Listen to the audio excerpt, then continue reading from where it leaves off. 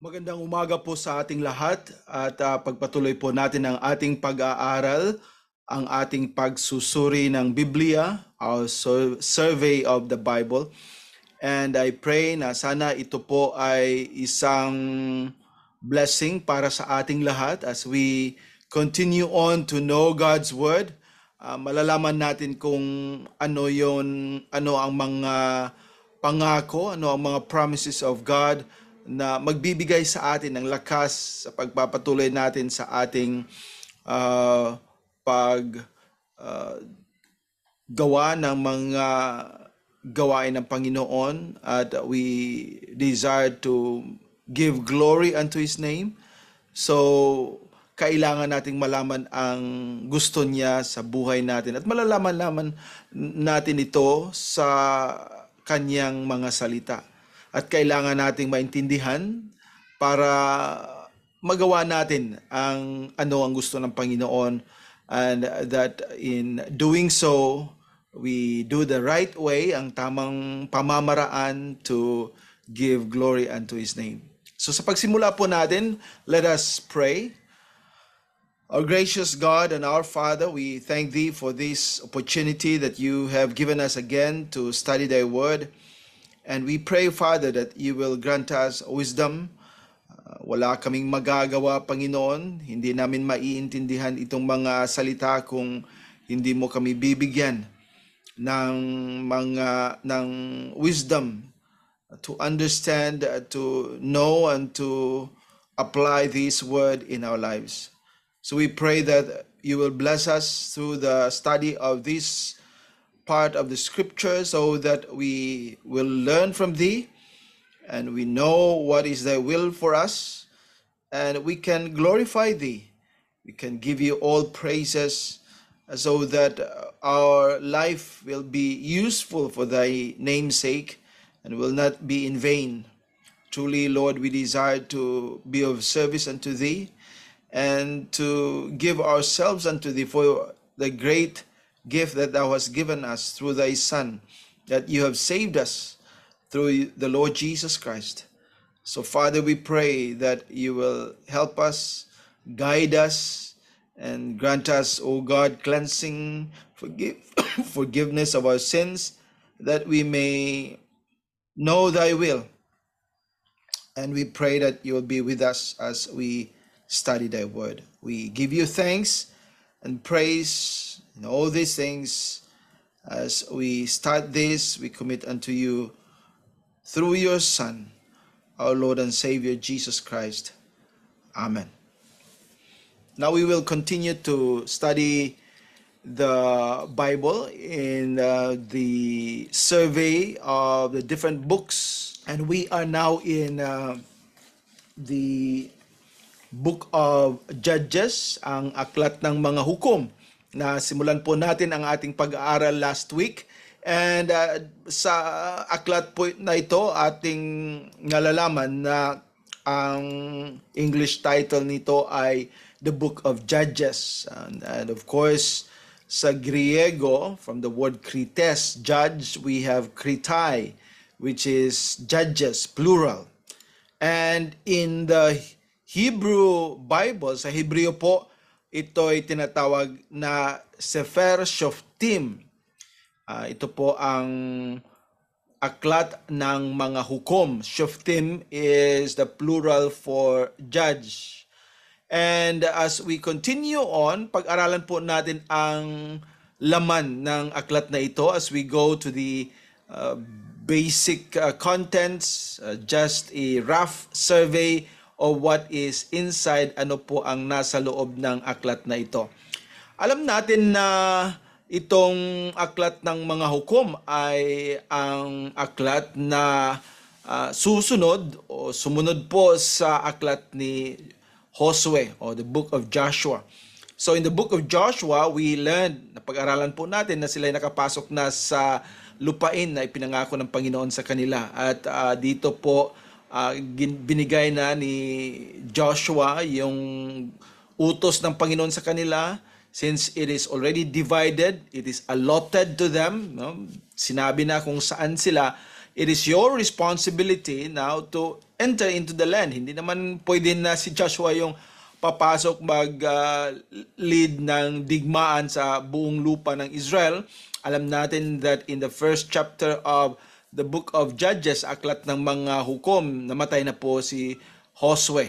At kailangan na bawat tribo, sila yung mamamahala in how to get in, how to invade, how to cast, and how to take the land or cast away the people and take the land for themselves. Kailangan nilang gagawin yan. Yan po ang gusto ng Panginoon sa atin. Now, God has given us the strength. God has given us the wisdom. Binigyan po niya tayo ng lakas, ng kaalaman, at kailangan na gagawin natin ang dapat nating gawin. Hindi tayo mga taong nakaupo lang diyan at walang ginagawa at naghihintay lang kung anong ibibigay ng Panginoon. We have to work. We have to do something. We have to serve the Lord. At yan po ang makikita natin dito sa mga hukom.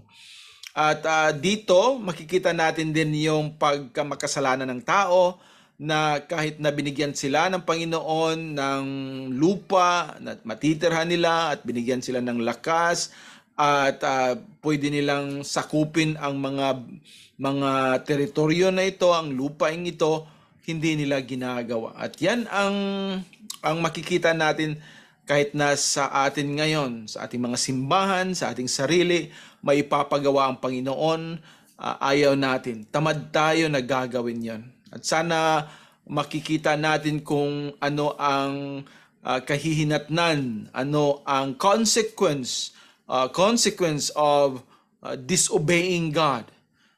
We may be children of God, but if we continue to disobey God, katulad ng ating pag-disobey ng ating mga parents, we will be chastised. We will be disciplined. And God will show us His anger, not to kill us, not to destroy us, but to show to us na hindi tama yung ginagawa natin. At kung tayo ididisiplina ng Panginoon, hindi tayo magagalit sa Kanya. Minsan mga bata, no, kung sila idisiplina ng kanilang mga magulang, nagagalit sila sa kanilang mga magulang, lalabas sila, aalis sila, at marami silang gagawin to show their rebellion. Hindi sana ito ang gagawin natin against God, because when we fight against Him, we cannot do anything, and that is to the distraction, to the more ang mangyayari sa buhay natin ay lalo pang maging masama, and it will result to even worse situation dahil nga ginawa natin yung pagre-rebelde sa ating Panginoon, paghihimagsiklaban sa Kanya. So tingnan po natin dito sa mga hukom ang pagdidisiplina ng Panginoon sa kanyang mga tao, ngunit pinakita din niya ang kanyang biyaya at ang kanyang pagkamaawain at ang kanyang pagbibigay ng tulong sa kanyang mga anak kahit na maraming beses na sila'y pumaroon sa masamang daan at nagsisimba doon po sa ibang mga Diyos. Sila'y pumunta at sila'y nagbibigay pugay sa mga tao, mga Diyos-Diyosan ng ibang bayan. Kaya ang Diyos, ang Panginoon ng Biblia ay nagagalit sa kanila, at yan, merong mga panahon na sila'y dinidisiplina ng Panginoon. There was chastisement, and it was through sending some of the neighboring tribes, not really their own tribes, but neighboring cities and people na umaapi sa kanila. They were oppressed, and because of that oppression, they realize how much they have sinned against God, and they go back to the Lord and then sought for His help. And the Lord was ready to provide them these judges, itong mga hukom. So ngayon, tingnan natin ang buong aklat, at dito makikita natin yung paunang salita dito sa Kapitulo 1 hanggang 3. At dito po sa mga paunang salita ng mga hukom ay makikita natin dito sa Kapitulo 1 ang kabiguan ng Israel na ariin ang lupain. Yan ay pinakita dito na hindi nila ginawa ng kumpleto ang utos ng Panginoon. At dito po sa versikulo 27 ng Kapitulo 1 ng Aklat ng mga Hukom, at sinabi dito, at hindi pinalayas ng Manases ang mga taga Betsian at ang mga bayan niyaon, ni ang mga taga Taanak at ang mga bayan niyaon, ni ang mga taga Dor at ang mga bayan niyaon, ni ang mga taga Ibleam at ang mga bayan niyaon, ni ang mga taga Megiddo at ang mga bayan niyaon, kundi ang mga Kananeo ay nagsitahan sa lupaing yaon. Inutusan sila ng Panginoon that all these people should be cast out from their territory because this will be a snare. Sila yung maging mga influensya, masamang influensya sa kanila. Ngunit hindi nila ginawa at hindi nila kinumpleto ang anong gusto ng Panginoon sa kanila. At nangyari nang lumakas ang Israel, versikulo 28, na kanilang pinapagatag ang mga Kananeo at hindi nila lubos na pinalayas. Okay? At hindi pinalayas ni Ephraim ang mga Kananeo na tumatahan sa Gezer, kundi ang mga Kananeo ay nagsitahan sa Gezer sa gitna nila. Hindi pinalayas ni Zabulon ang mga nananahan sa Kitron, ni ang nananahan sa Naalol, kundi ang mga Kananeo ay nagsitahan sa gitna nila at naging mga tagapagpaatag. Hindi pinalayas ni Aser ang mga Akko, ni ang mga Sidon, ni ang taga-Alab, ni ang taga-Aksib, ni ang taga-Helba, ni ang taga-Apik, ni ang taga-Rehob, kundi ang mga Aserita ay nagsitahang kasama ng mga Kananeo sa mga tagalupaing yaon sapagkat hindi nila pinalayas sila. Yan. Hindi pinalayas ni Naphtali. Ito po ang nangyari at marami pang beses na sinasabi dito. Kaya naging mga kapitbahay nila, itong mga tao na nagsisimba ng ibang Diyos, ng mga Diyos-Diyosan, at ito'y naging sanhi sa kanilang paglilihis doon sa pagsisimba ng ibang Diyos. At kaya nagalit ang Panginoon sa kanila. Dito po sa Kapitulo 2 hanggang 3, makikita din natin dito ang example, ang huwaran ng kasalanan, paghatol at pagpapanumbalik. Ito yung cycle na nangyari na kung sila ay gagawa ng kasalanan, sila ay pumupunta sa mga Diyos-Diyosan, nagagalit ang Panginoon at sila ay hinahatulan. Ang paghatol po na ito ay hindi to punish them because they were all children of God, yet they were chastised. Dinidisiplina po sila. At nung nakita nila yung paghihirap nila sa paghatol ng Panginoon, sila ay nanunumbalik. At ang pagpanunumbalik nila ay binigyan ng pabor ng Panginoon. Ang Diyos ang nagbigay sa kanila ng hukom para sila ay makaiwas at sila ay mailigtas galing sa kanilang mga mang-aapi. Ngunit pagkatapos din yun na yung cycle na nangyari, ay pumupunta na naman sila. Nakalimutan nila yung ginawa ng Panginoon sa kanila at ginawa nila ang kasalanan. Tingnan natin ito dahil dapat isipin din natin yung katotohanan sa mga nangyari dito ay hindi ito buong bayan ng Israel. Maraming mga tribo na doon lang ito nangyari at doon lang itong mga paghatol at yung pagpanunumbalik, at makikita natin na ang Diyos ay talagang maawain sa kanila. So it was not an overall cycle for the whole nation of Israel, but it was some scattered examples, scattered events na nangyari sa bayan ng Israel. Ngayon dito sa huwaran ng kasalanan, sinabi dito sa mga hukom,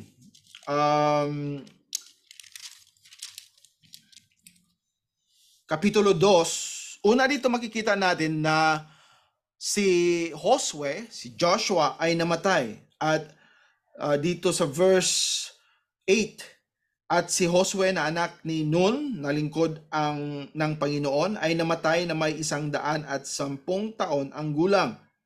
At tingnan nyo dito sa verse 10, sa versikulo 10. At ang buong lahing yaon ay nalagip din sa kanilang mga magulang, at doon may ibang lahing bumangon, a new generation, came pagkamatay nila na hindi nakilala ang Panginoon. They didn't know God. Hindi nila nakikilala ang Panginoon. Anong ginawa ng Panginoon sa kanila? Paano sila nakarating doon? Hindi nila na remember o hindi nila natandaan kung ano yung ginawa ng Panginoon pag cross nila ng kanilang mga magulang sa Jordan. It was a failure by the parents. Hindi tinuturuan ng mga magulang kanilang mga anak na ito po ang Panginoon. Ito ang nangyari, itong ginawa ng Panginoon sa kanila. At dahil doon, gumawa sila ng hindi maganda sa harap ng ating Panginoon. Tingnan niyo dito sa versikulo 11, at ginawa ng mga anak ni Israel ang masama sa paningin ng Panginoon at naglingkod sa mga Baal.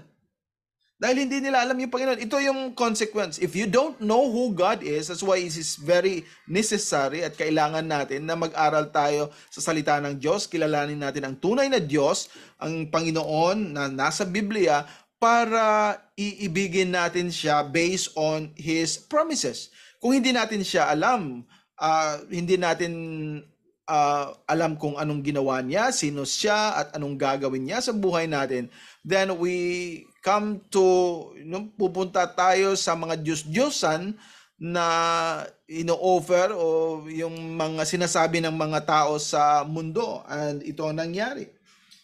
At kanilang pinabayaan, versikulo 12, ang Panginoon, ang Diyos ng kanilang mga magulang na naglabas sa kanila sa lupain ng Ehipto at sumunod sa ibang mga Diyos, sa mga Diyos ng mga bayan na nasa palibot nila, at sila yumukod sa mga yaon. They worshipped, at sa kanilang minungkahi ang Panginoon sa galit.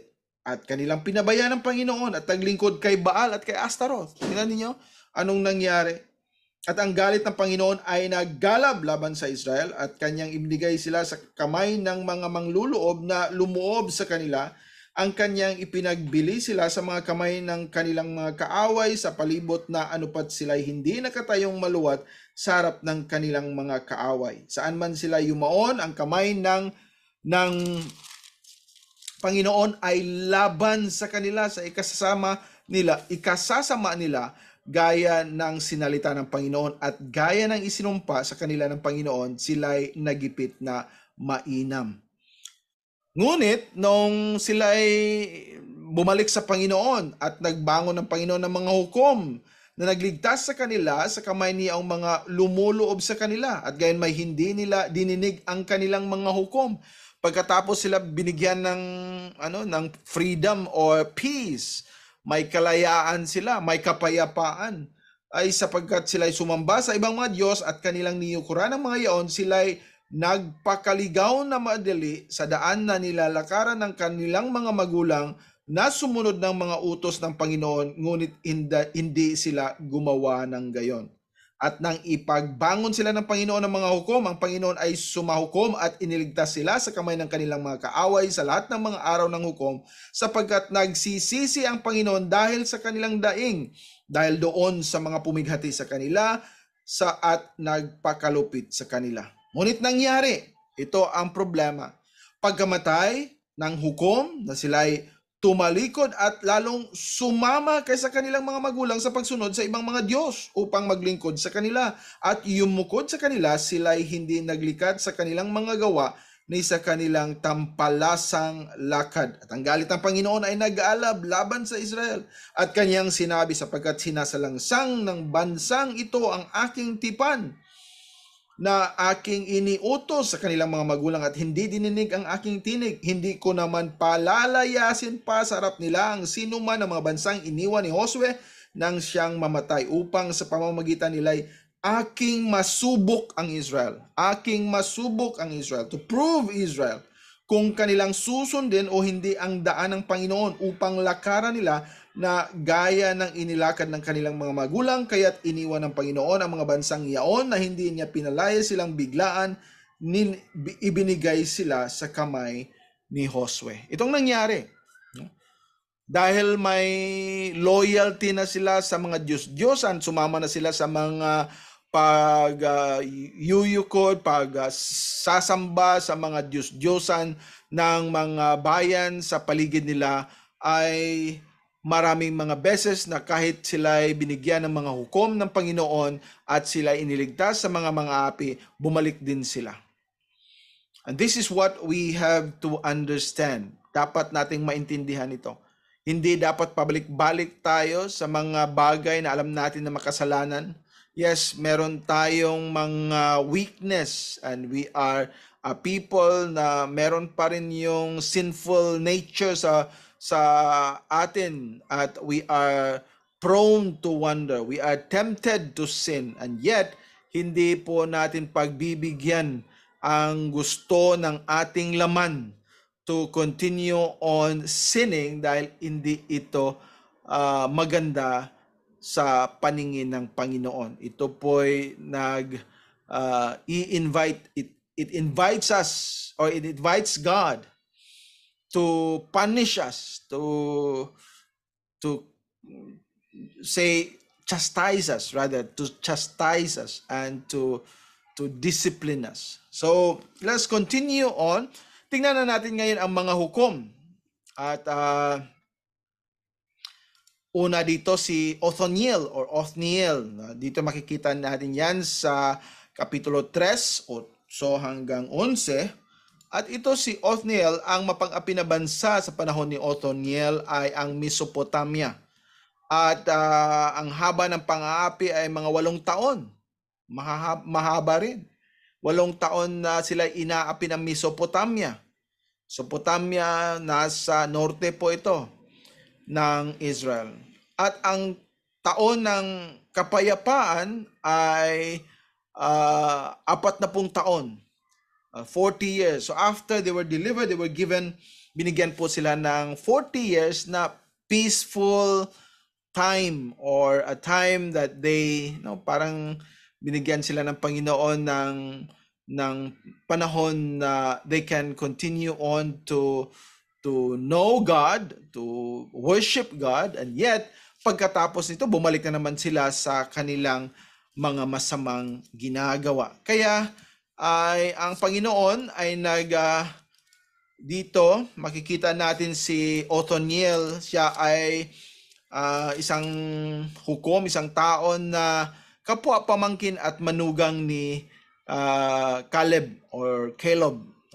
Ito si Caleb ay isa sa mga 12 spies, yung mga tiktik na pinadala ni Moses doon sa Israel, yung pumasok sila kasama si Joshua at Joshua at Caleb lang yung bumalik na positive or meaning yung sinasabi ng Panginoon ay nakikita talaga nila at they trusted God to bring them into the land. Ngunit yung 10 na mga tiktik ay nagsabi ng mga hindi katotohanan at kaya gusto ng mga tao na babalik doon sa Ehipto. Ma-remember natin kung ano nangyari doon sa mga bilang, sa aklat ng mga bilang, kung paano sila nakatikim na sa galit ng Panginoon for 40 years or another 38 years. They wandered, they walked, journeyed around the wilderness of Sinai and until yung lahat ng mga taong hindi naniniwala sa mga sinasabi ng Panginoon ay namatay doon sa ilang. At kaya yung mga taong 20 years younger, sila lang yung nakapasok sa lupain doon sa Kanaan. Isa sa mga nakapasok doon, of course, si Caleb at si Joshua din, because they believed in God. They trusted in the promises of God.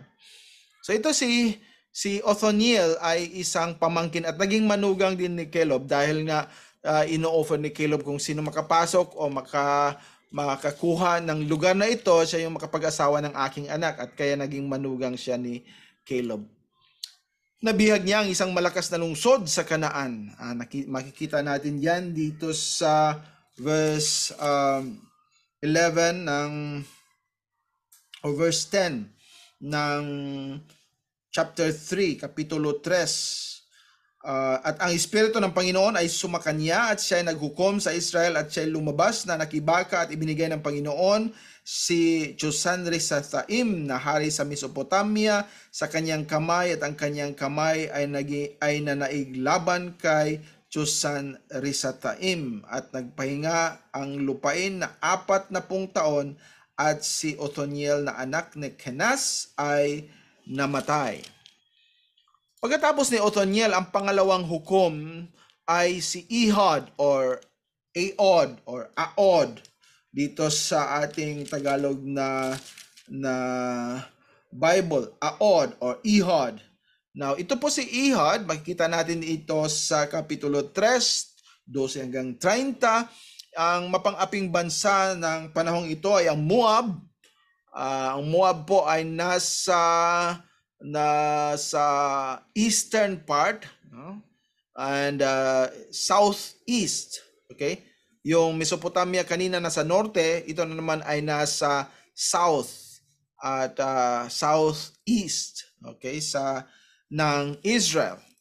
Okay, ang Moab sa kabila ng Dead Sea. At ang haba ng pang-api ay 18 taon. Mahaba din. At pagkatapos nito, binigyan sila ng Panginoon ng 80 taon na kapayapaan. At si Ehud po ay isang interesting na event na ginawa ni Ehud, dahil siya po ang pumaslang ng isang matabang Moabita, yung hari ng kanilang mga kaaway na mga Moabites sa Moab. Ang kanyang pangalan po ay si Eglon. At dito, alam natin dito sa verse 15,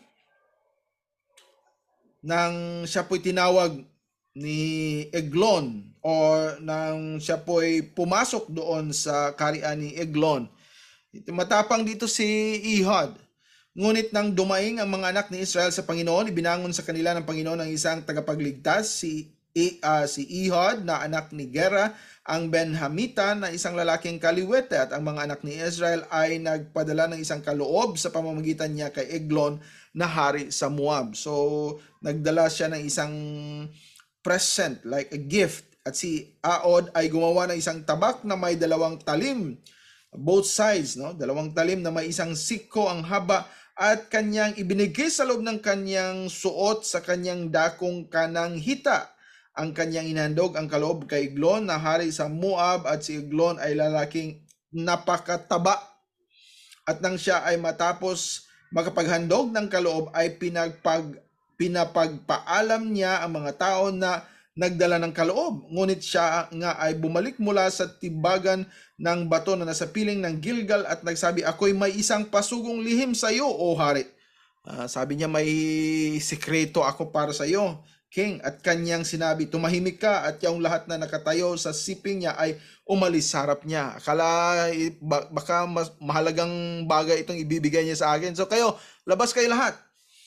At si Aod ay naparoon sa kanya, at siya ay nakaupong mag-isa sa kanyang kabahayan na pagtaga-init. Ito ay panahon ng summer. At sinabi ni Aod, ako'y may dalang pasugo sa iyo na mula sa Diyos. At siya tumindig sa kanyang upuan, at inilabas ni Aod ang kanyang kaliwang kamay, at binunot ang tabak mula sa kanyang kanang hita, at isinaksak sa kanyang tiyan, at pati ng puluhan ay sumuot sa kasunod ng talim, at natikom ang taba sa tabak, sapagkat hindi niya binunot ang tabak sa kanyang tiyan, at lumabas sa likod.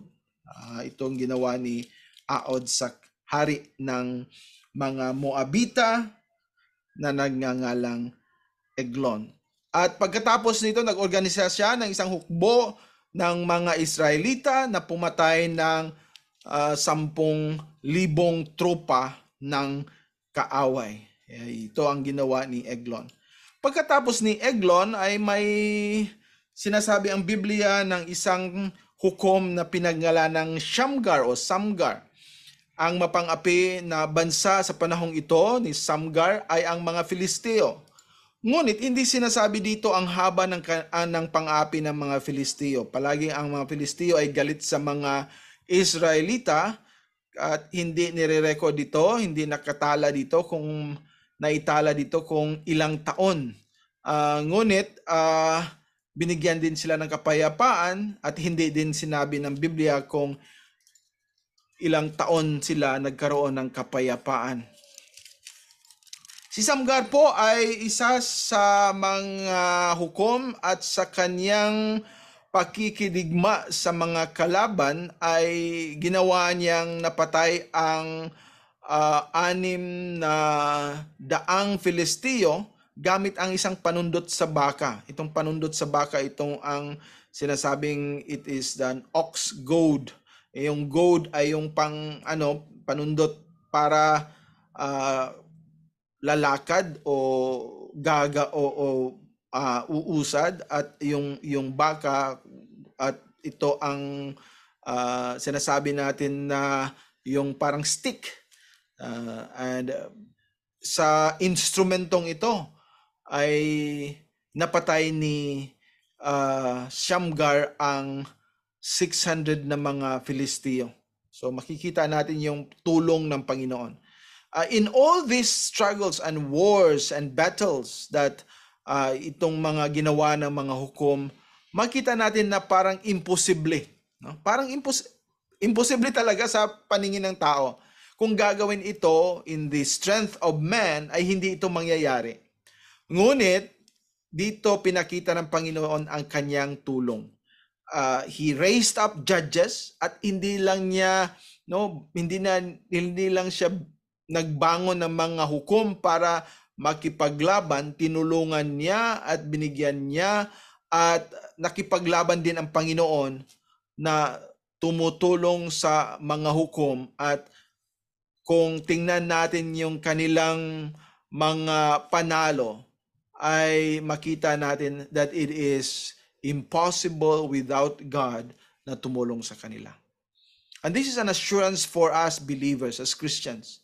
In every battle, in every work, in every missions, in every ministry, in everything that we do for the Lord, please don't think na ikaw lang yung gumagawa.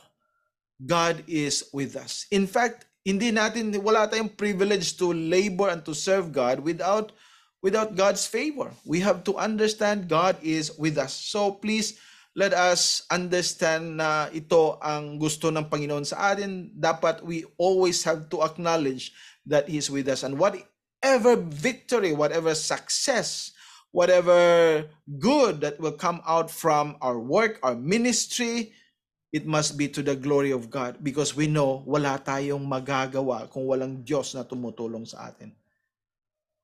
In fact, it is God who called us, just like as He called the judges. So let us continue. Meron ding isang sinasabi dito sa pang-apat na hukom, si Barak.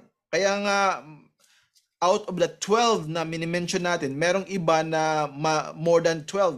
May magsasabing 13 dahil nga they counted Deborah also, itong babae, as one of the judges. In fact, it is mentioned also it's a prophetess. So, but we consider only Barak. Ito si Barak po ay ang isang hukom nung panahon na ang Kanaan ay ang mapang-api na bansa sa mga Israelita.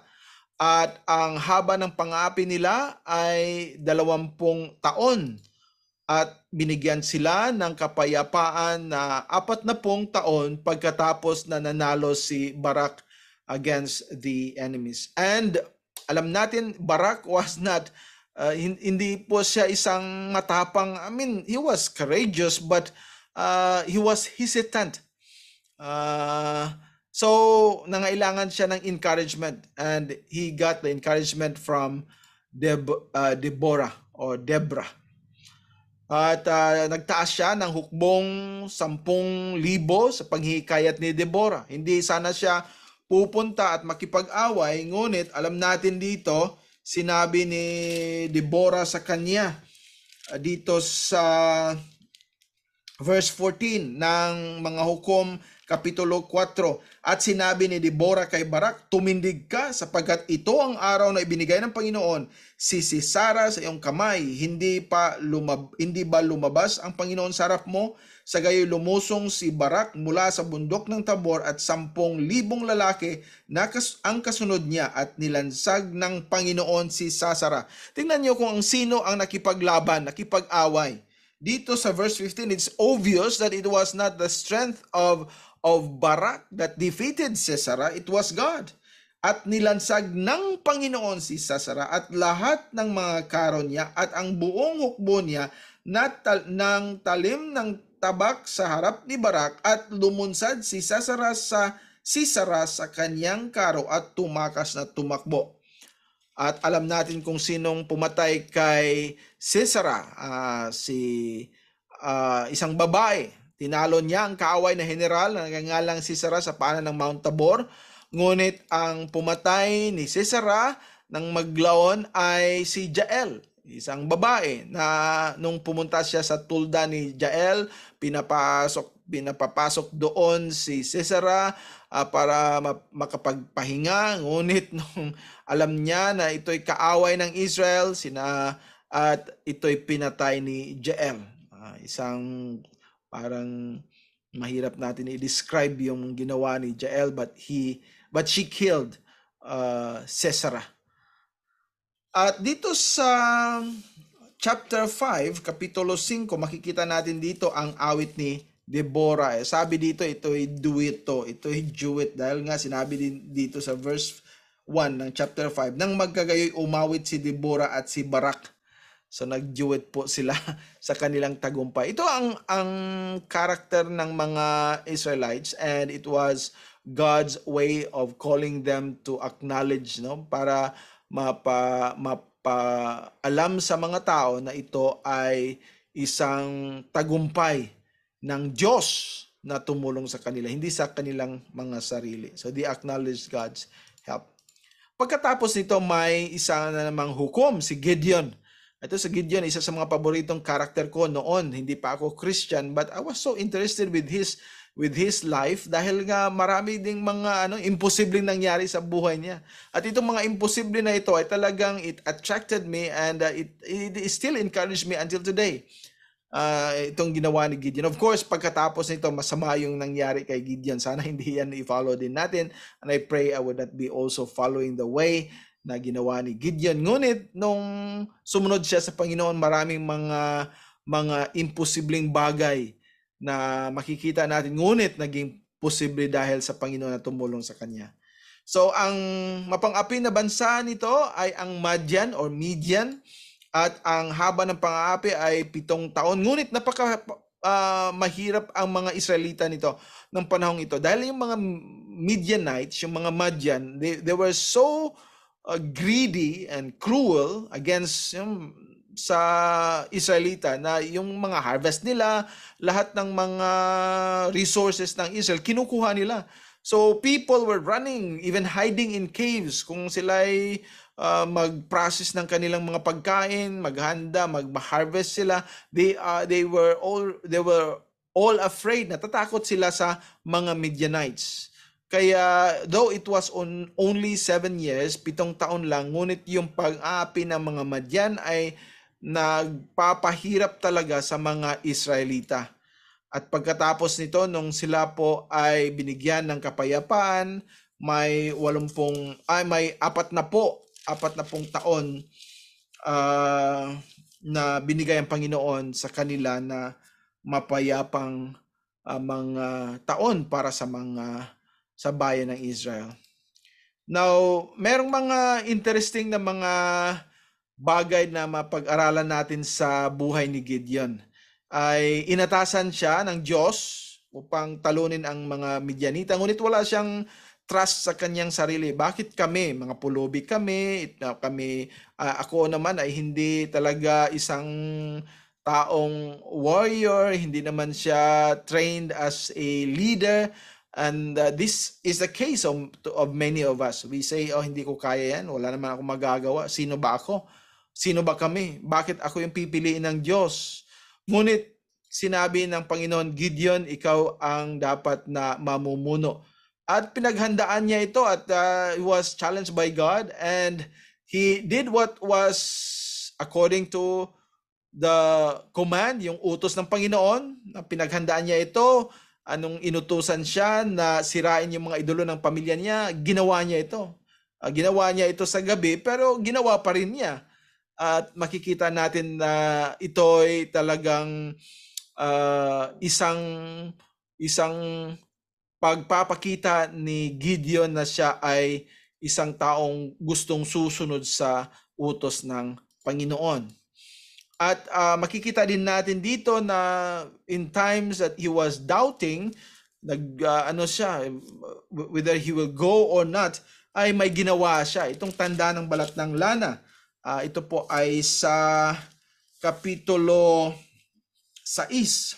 Dito po sa versikulo 36. At sinabi ni Gideon sa Diyos, kung iyong ililigtas ang Israel sa pamamagitan ng aking kamay, gaya ng iyong sinalita, narito aking ilalagay ang isang balat na lana sa giikan. Ito ang fleece of wool. Kung dumuon lamang sa balat ang hamog at maging tuyo ang buong lupa, ay malalaman ko nga na iyong ililigtas ang Israel sa pamamagitan ng aking kamay gaya ng iyong sinalita. Napaka-imposible naman itong request ni Gideon. Dahil nga sabi dito, kung dry daw yung lupa at basa yung fleece, yung balat, ay itong gusto ng Panginoon. Paano naman? Nasa lupa yung yung balat. Kung mababasa yung fleece, dapat basa yung lupa. But he requested an impossible sign para sigurado talaga na siya inutusan ng Panginoon at siguro kinakabahan siya. Paano na ito?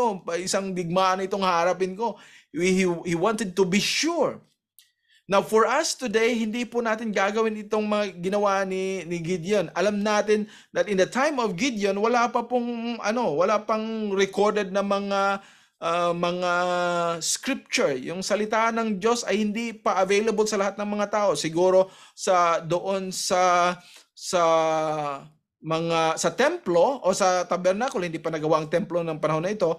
Sa tabernakulo ay may mga scroll doon sa 5 books of Moses, but dito ay hindi pa talaga available sa mga tao. Kaya yung paghingi ng tulong na talagang ito ang gusto ng Panginoon ay ginawa ng ganitong pamamaraan. But for us, we know the Word of God is before us. We don't need to test God. We have just to go back to the Bible. Babasahin natin kung anong gusto ng Panginoon. Nasa Biblia na po. Hindi na kailangan nating magano pa ng kahit anong sign. The Bible is clear. The Bible shows us, although there are circumstances that may give us the idea, to point us the direction, but the basis is always the Word of God. Balik tayo sa salita ng Diyos. So ito po ang dapat nating tandaan. Huwag po nating gayahin itong ginawa ni Gideon dahil ito sa sitwasyon nila iba po ang mga pangyayari. At tingnan niyo kung nung nakita niya at nagagayon sapagkat siya bumangong maaga at kinaumagahan at inigpit ang buong balat at piniga ang mga hamog sa balat na isang tasang malaki ng tubig. Grabe, basang-basa talaga ang balat. Ngunit yung lupa ay hindi nababasa. Hindi pa rin siya satisfied. Verse 39, at sinabi ni Gideon sa Diyos, huwag mag-alab ang iyong galit sa laban sa akin at magsasalita na lamang ako ng minsan pa, isinasamo ko sa iyo na ipasubok mo pa sa aking minsan sa pamamagitan ng balat, tuyuin mo ngayon ang balat lamang at sa buong lupa ay magkaroon ng hamog. Ito naman ay imposible. Paano ba magbabasa yung paligid at hindi mababasa yung yung balat. At ginawang gayon ng Diyos ng gabing yaon sapagkat natuyo ang balat lamang at nagkaroon ng hamog sa buong lupa. Wala na talagang magagawa si Gideon. Sabi niya, ito na talaga yung gusto ng Panginoon. For us, again, let us be reminded the word of God. Balik tayo sa salita ng Diyos. So, huwag kang dadala ng isang doon, balat na sa labas at hihingi ka ng sign ng Panginoon. Hindi na ito mangyayari. The Bible is with us. The Word of God is with us. If you want to hear God's voice, if you want to know the voice of God, hindi ka mananaginip, hindi ka maghanap ng isang vision or dreams, basahin natin ang salita ng Diyos. Dito natin mahanap ang gusto ng Panginoon sa atin. Nang nagtaas siya ng hukbong 10,000 tao, ay makita natin dito na yung gusto ng Panginoon na yung pag sila ay mananalo, hindi to the point that Gideon or the people will claim the victory for themselves na sila lang yung nananalo. Makikita natin dito binawasan ng Panginoon ang hukbo hanggang sa 300. Paano na ngayon? Ang dami ng kanilang mga kaaway. Tingnan natin dito ang ratio. Dito, tinalo niya ang 135,000 na tropa ng kaaway sa kanyang 300 katao. Ay, tingnan niyo itong ratio dito. At makikita natin na sa isang, kahit na minimum dito, sa isang tao ay parang ilang libong kaaway ang harapin. At alam natin sa sulat ng salita ng Diyos na hindi nga sila nagdadala ng sandata. We know that they fought with the lamp and with the trumpet. At hindi sila nagdadala ng kahit anong sword or bow to fight. Ngunit dito nananalo sila because the Lord helped them. And the Lord caused the people, mga kaaway nila na sila sarili nila ang nag-aaway, and they killed each other. That's how God will help us, deliver us.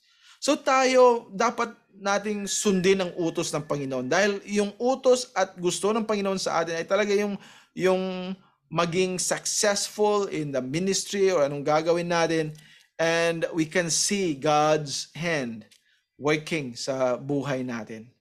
So, pagkatapos nito, naging problema din. Ito ang dapat nating tingnan. Dahil nga, after victory, mananalo tayo, then Satan will come in. He will put pride in our hearts. He will make us proud of the success. And then we think of our own strength. We think of our own strategy. Tingnan nyo, dahil sa akin, dahil ginawa ko ito, dahil ito ang ginawa namin, dahil ito ang pinaplano namin, ay papasok na yan. Before the ministry, you're praying, Lord, hindi namin kaya ito, walang magagawa namin, hindi ito maging successful kung wala ka. Pagkatapos ng ministry, naging successful, dahil sa akin, dahil sa amin. Nag-meeting kami kasi ilang beses yung grabe talaga yung preparation namin. Kami, wala ng Diyos. Ito nangyari kay Gideon, at nagkasala ang buong bayan dahil sa kanya nang siya ay gumawa ng isang gintong ipod. Isang idolatrous na ginawa ni Gideon. Ayaw sana niya, humble pa siya, sinasabi niya, ayaw ko maging hari. Ngunit, pinangalanan niya ang isa niyang anak, si Abimelech. Alam niyo kung anong meaning ng Abimelech? Yung Ab is father, Melech is king, his father is king. A very humble way, no? Ayaw ko maging hari. Pero yung anak ko, pinangalanan na ang aking tatay ay hari. Yan. At papasok yan. Lalong-lalo na tayo, yung mga Pilipino, no? Madali tayong, very proud tayo. In case na hindi pa nangyari, we ask God. Pagkatapos, we forget God. Ito naman si Tola sa Kapitulo 10 ay hindi sinasabi kung anong bansa ang nang aapi o na mga api noon, at hindi din sinasabi kung ilang taon na silang inaapi. Ngunit binigyan sila ng Panginoon ng kapayapaan na 23 taon. Pagkatapos nito ay may isang Jair. Ito si Jair ay isang mapang-api na bansa, ay hindi din sinasabi at hindi na itala, at yan din ang nangyari sa haba ng pang-aapi. Ngunit binigyan din sila ng Panginoon ng kapayapaan ng 22 taon. Ito si Jair ay may 30 anak na lalaki, at sila po yung nagligtas ng 30 lungsod ng Israel mula sa pang-aapi. Is interesting, right? Na mayroong isang tatay na may 30 anak na lalaki, no? Siguro some people wish to have this kind. Merong iba gusto lang magkaroon ng 5 lalaki para may isang basketball team, o siguro 10 para may isang soccer team. Pero 30, medyo sa ating sitwasyon yan mahirap. But God provided, or God gave this man 30 sons, at may purpose ang Panginoon. Kaya yung binigay ng Panginoon sa atin ng mga blessing ng mga anak, they are God's blessing. There's a purpose. And we must always acknowledge God, point them to God, point them to Christ. Because ang nagbibigay nito ay ang Diyos. Ngayon, meron din si Jephthah or Jephthah. Ang Ammon ang mapang-aping bansa ng panahon ni Jephthah, at ang haba ng pang-aapi ay 18 taon, at binigyan sila ng kapayapaan na 6 na taon. Ito si Jephthah ay interesting din yung nangyari sa buhay niya. Siya ay anak ng isang patutot, isang harlot, isang prostitute, at naging isang makapangyarihang mandirigma.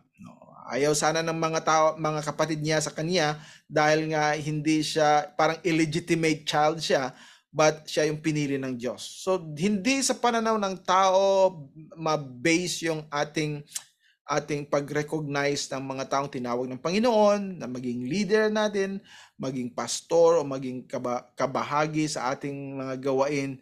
It is God who chooses. In fact, marami sa Biblia na mga taong hindi sana dapat maging isang apostol, maging isang bahagi sa gawain ng Panginoon, katulad ni Saul na naging Pablo.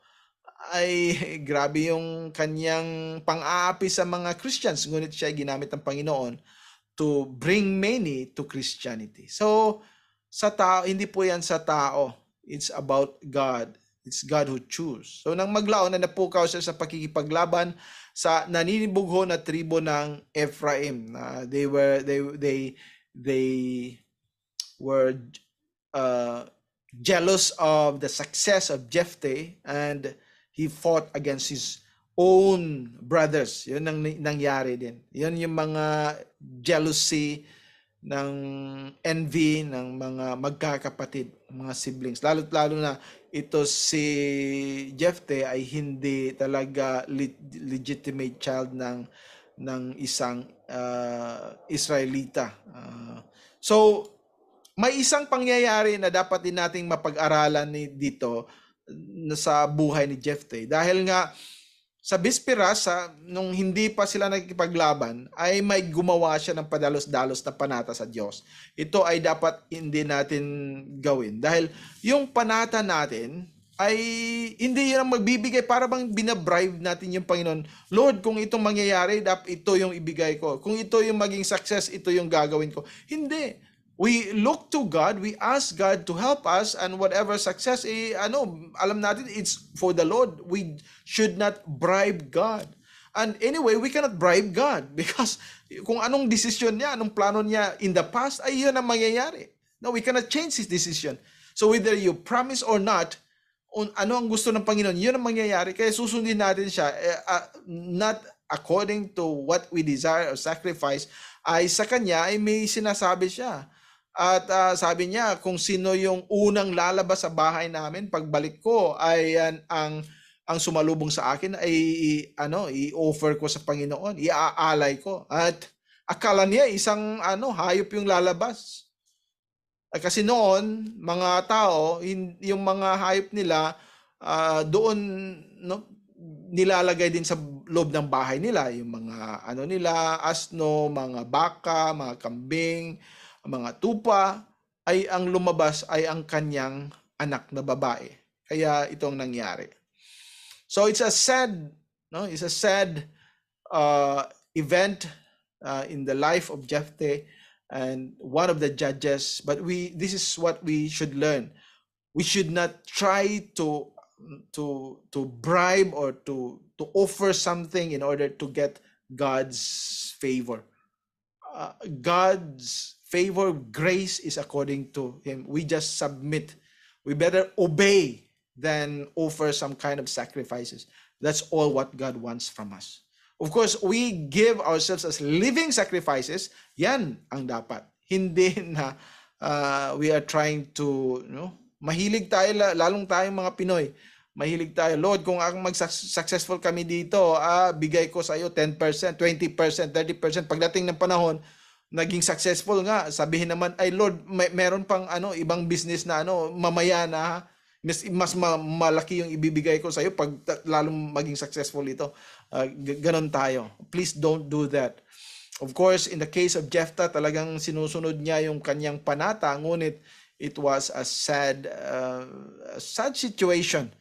But yan ay ginawa niya. He was honest to God, and yet it was a story na hindi sana nangyari kung hindi pa niya padalos-dalos na nagbigay ng panata sa Diyos. At dito si Ibzan, ito din ay hindi na itala ang mga api na bansa, hindi din na itala ang haba ng pang-api. Hindi masyadong alam natin itong pangyayari ni Ibzan, ngunit may binigay ang Panginoon na kapayapaan na 7 taon. Si Elon din ay isang hukom at katulad ni Ibzan ay hindi natin alam kung anong bansa ang mapang-api sa panahon na ito at ang haba ng pang-api ay hindi din itinala dito, ngunit binigyan sila ng kapayapaan na 10 taon. Ay pang-11 ay si Abdon at ito din si Abdon ay hindi natin alam kung ano ang mapang-api na bansa at ang haba ng pang-api hindi din natin alam, ngunit binigyan tayo ng record o naitala dito ng 8 taon na kapayapaan na binigay ng Panginoon sa kanila. Ang last po ay si Samson. Dito sa mga hukom, aklat ng mga hukom, ito ang last. Ngunit ang last of the judges, alam natin doon sa 1 Samuel ay si Samuel talaga. Okay? So dito sa aklat ng mga hukom, ang last na judge na minimension dito ay si Samson. Ang mapang-api na bansa ay mga Pilisteo at ang haba ng pang-api ay medyo talagang 40 taon, 40 years at binigyan sila ng kapayapaan ng 20 taon. So dito sa Book of Judges, alam natin it covers around 300 years kaya at least makikita natin dito kung gaano kahaba ang awa ng Panginoon, ang kanyang pasensya sa mga tao, how He continued on to endure and to be faithful with His people kahit na sa mga ginagawa nila. At hindi tayo makapag na grabe naman yung mga tao sa panahon ng mga hukom, binigyan na sila ng kapayapaan, binigyan na sila ng deliverance ng Panginoon, ginawa pa rin nila ang masama. Tingnan natin yung buhay natin ngayon. Mas masama pa tayo sa mga hukom. Ngunit ang Diyos ay patuloy na nagbibigay sa atin ng kanyang awa at kanyang biyaya. Yan ang Diyos natin. Ngunit hindi natin yan gagawin na we abuse His grace and mercy dahil papatawarin naman tayo ng Panginoon o kailang paggagawa tayo ng kasalanan. That is not the mindset. Hindi yan ang isip ng isang taong anak ng Diyos. Kung alam natin na siya ay maawain at siya ay magbibigay ng biyaya, hindi natin iaabuso yung ganung klaseng Diyos. We will obey Him because disobeying Him will invite His wrath and anger. And be careful. God's wrath is talagang dapat matatakot tayo sa Panginoon.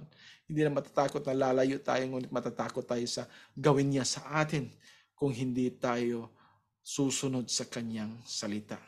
So itong nangyari kay Samson.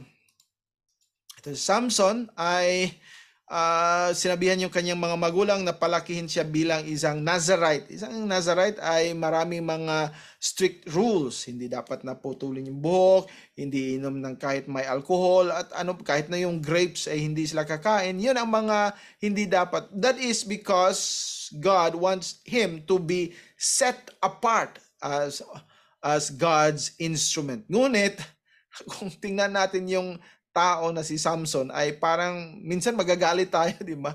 Ito namang tao na parang namang hindi nag-iisip, no?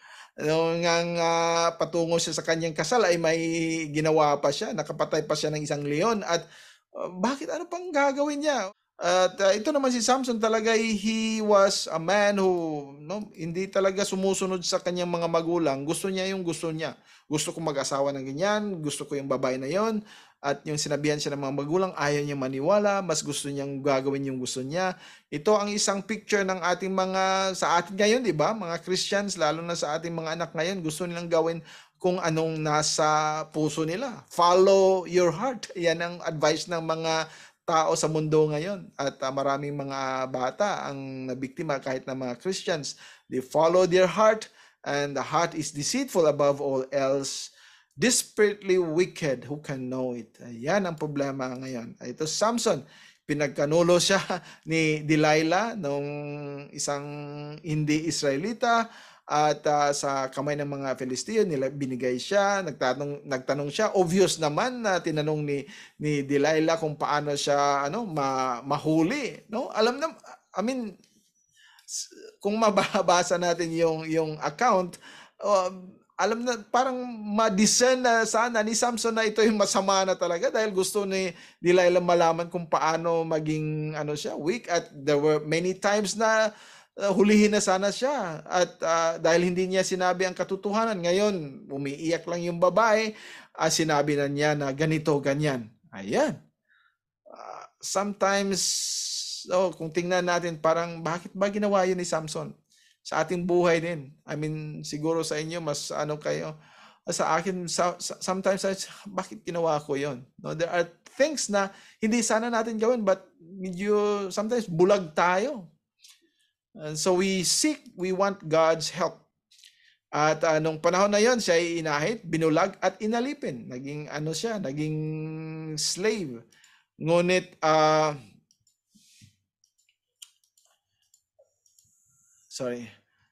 binigyan siya ng isang supernatural na lakas. Lakas na nung hiniling niya sa Panginoon, Lord, this is the last time I have to do thy bidding, yung utos mo sa akin. At so binigyan siya ng lakas ng Panginoon, at nung panahon na yon, siya mismo ay namatay din. And dito sa mga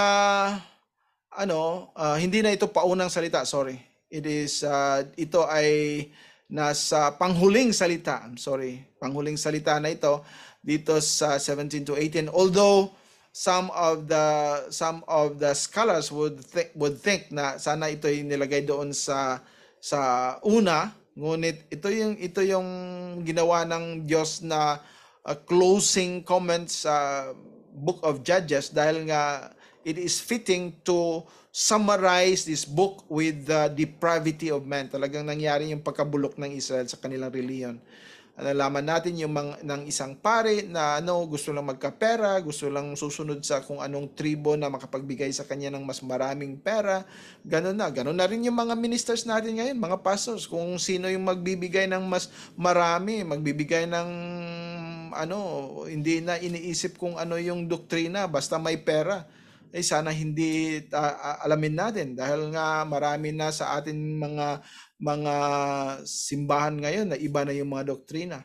At kung alam din natin na yung simbahan na yon na diyan tayo na belong ay talagang mali yung doktrina nila, or they are compromising, or they are holding hands with the ecumenical movement, alam natin that they are for for the One World Church. They are this an apostate church.